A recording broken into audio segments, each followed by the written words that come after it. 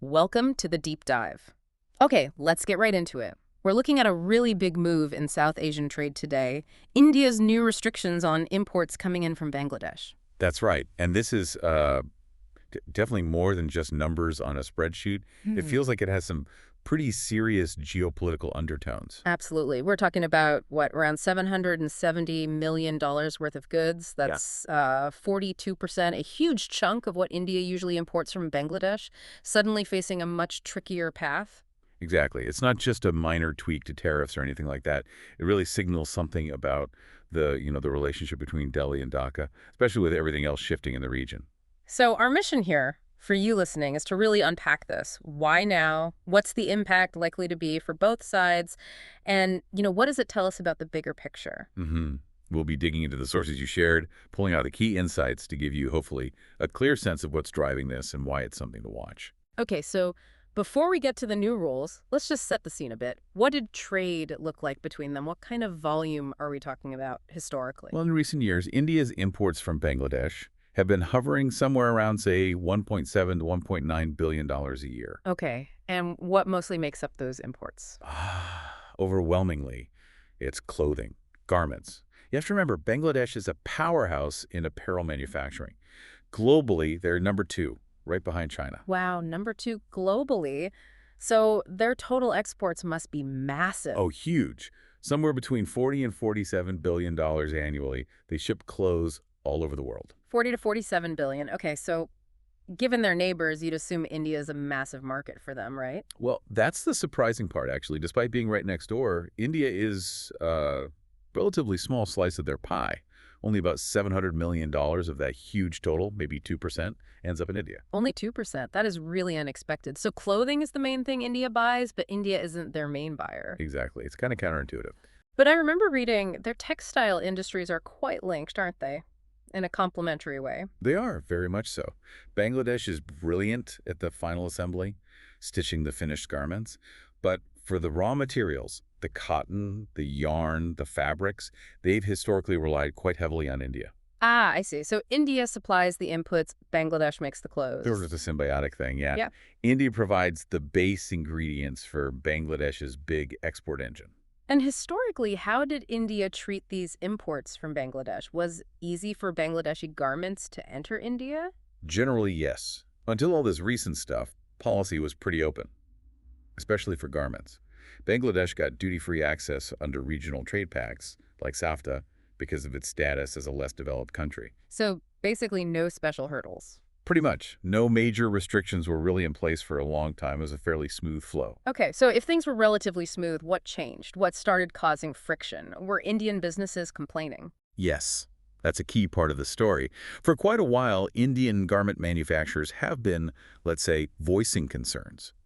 They felt they were up against unfair competition from Bangladesh. Unfair competition. What specifically were they arguing? What were the main complaints? It boiled down to two main things, really. First, they pointed out that Bangladeshi factories could bring in fabric, especially from China, completely duty-free. That obviously lowers costs. Okay. Cheaper inputs? What was the second point? The second was government subsidies. Indian producers argued that Bangladesh's export subsidies made their final products artificially cheaper, maybe 10, even 15% cheaper than the Indian equivalents. Right, so duty-free Chinese fabric plus local subsidies. Mhm. They felt it wasn't a level playing field. That was the core argument, yeah, Yeah. that it made it very tough for them to compete, especially in the domestic market. Okay, these sound like issues that might have been simmering for a while. Was there a specific trigger? You mentioned political shifts in Bangladesh earlier. Let's dig into that. What happened? The timing is definitely key here.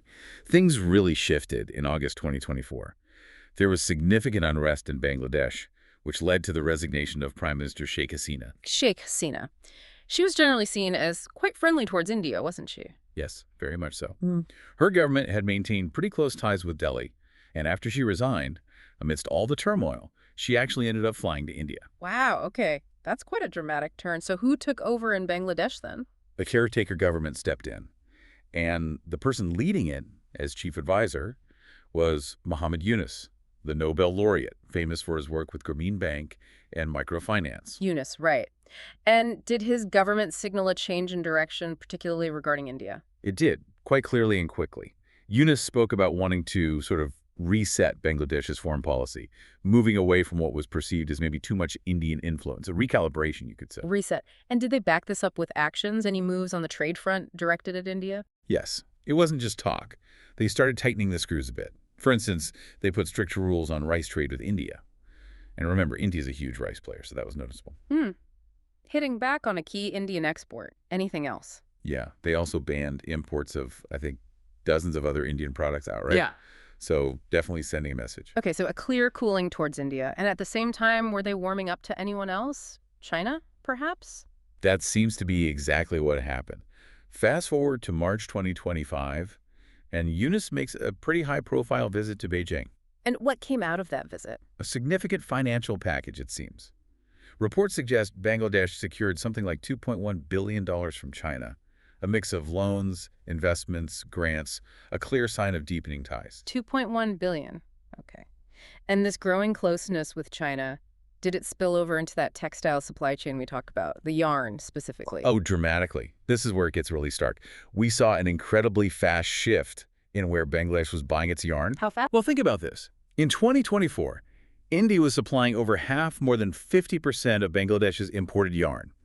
By early 2025, just months later, What happened? China was supplying over 95%. India's share just collapsed down to almost nothing. Wow, from over 50% to near zero in months. That is a massive, rapid change in a fundamental supply chain. It really is. It shows how quickly these geopolitical shifts can translate into real economic changes on the ground. Okay, so let's recap the sequence. Political upheaval in Bangladesh, a new government looking away from India, closer ties with China, including this huge shift in yarn sourcing.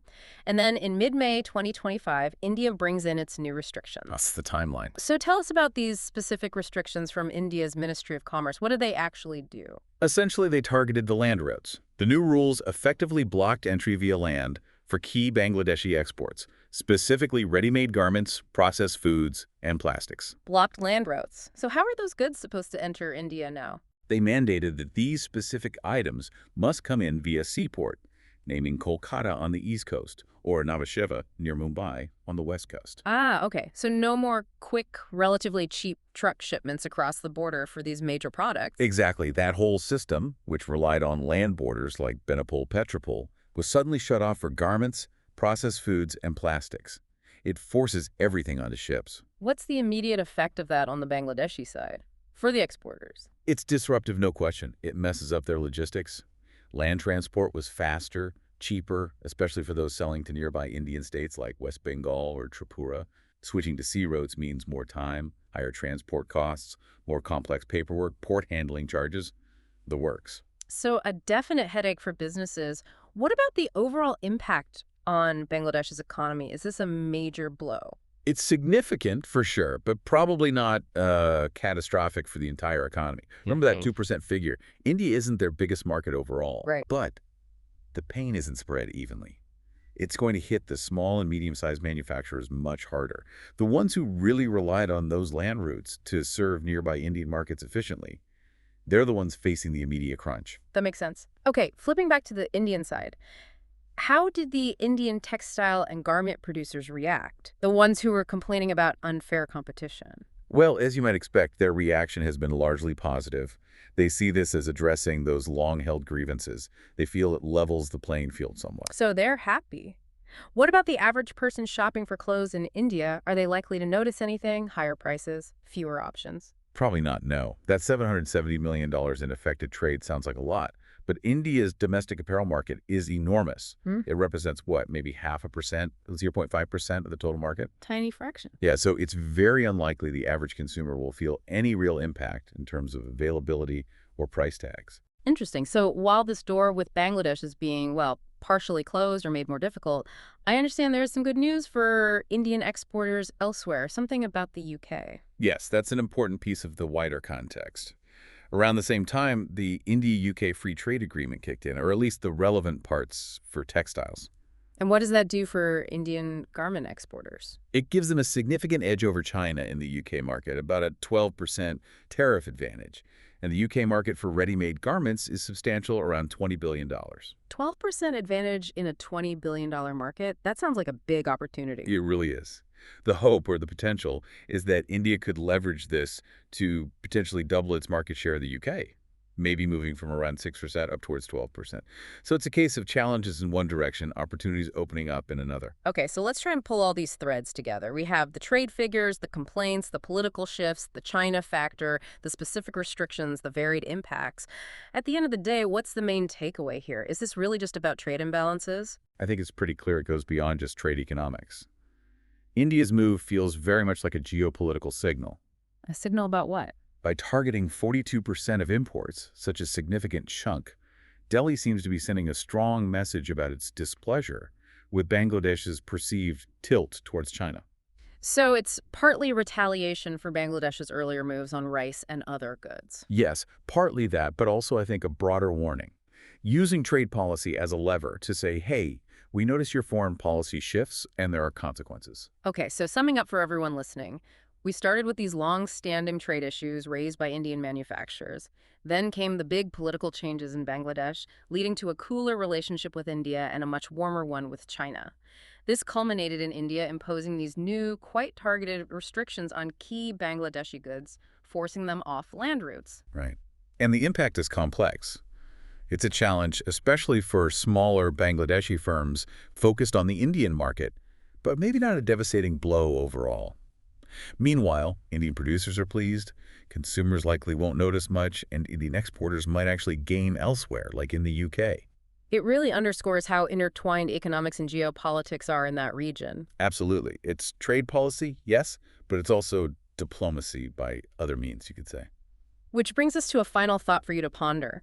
We're seeing economic tools, trade restrictions, investment deals, sanctions being used more and more as instruments of foreign policy, aren't we? Definitely seems like a growing trend. So think about this. What are the longer-term risks and consequences when trade becomes so overtly weaponized? What does it mean for stability, not just between neighbors like India and Bangladesh, but for global supply chains that we all rely on? And maybe look around what other economic decisions, seemingly about just business or finance, might actually be carrying hidden geopolitical messages, something to keep an eye on.